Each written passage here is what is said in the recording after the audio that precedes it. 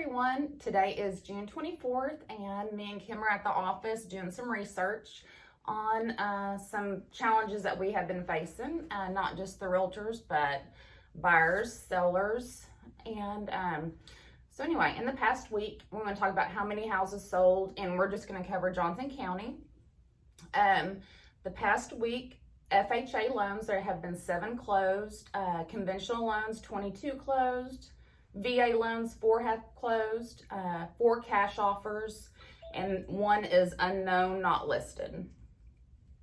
Out of the 39 homes that have sold, 2 were in Keene, 14 were in Burleson, 5 were in Godley, 4 were in Joshua, 1 was in Grandview, 9 were in Cleburne, and 2 were in Alvarado.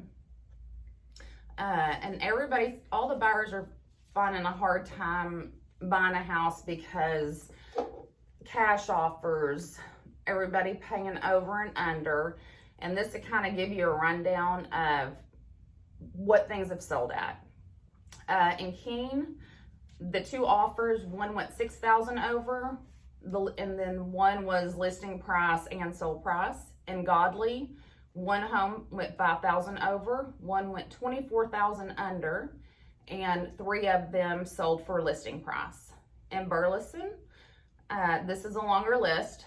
1 home sold for $20,000 over, 1 for $2,000 under, 1 for $50,000 over, 1 for $12,000 over, 1 for $11,000 over, 1 for $25,000 over, 1 for $5,000 over, 1 for $20,000 over, $22,000 over, $7,000 under, $25,000 over, $15,000 over, $31,000 over, $18,000 under. That's the longest list, sorry.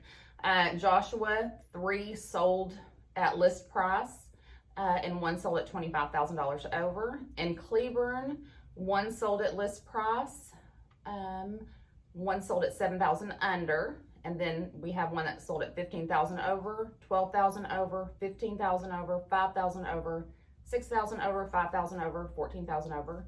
In Alvarado, 1 home sold at list price and 1 sold at $5,000 over. That gives you an idea.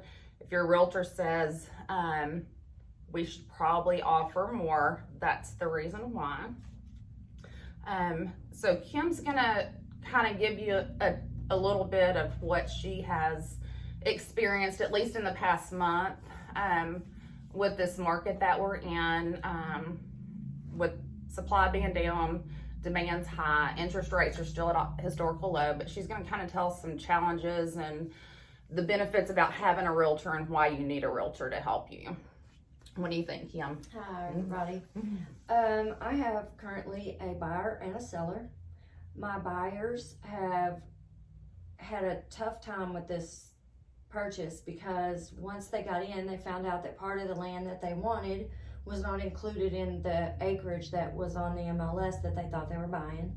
So we went through that, and then we found out that the family that's selling had step siblings that contested the will, and they now we're in probate until June 30th. So just some of the things that you can expect if you're dealing with an estate or a family that's got property that's been a family forever, is you can expect that there's going to be hiccups when it comes to wills and probates and going through appraisals and having to deal with title and getting clear title.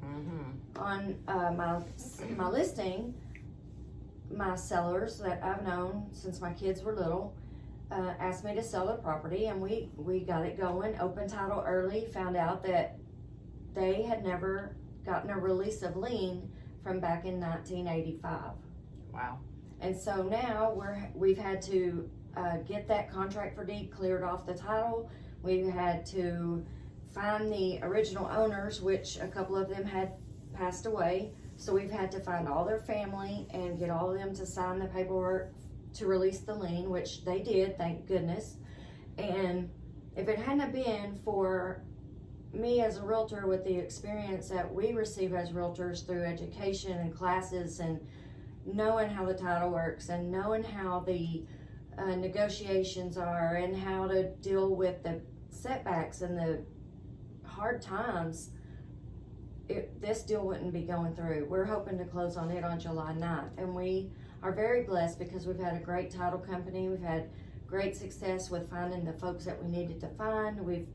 They were extremely helpful in helping us get the paperwork signed and put back in to get the title clear. So there's just some things that you need a realtor for, and you need the not only the representation, but you also need the knowledge that we can bring you. And because the sellers are the ones who pay the realtors, the buyers don't have to.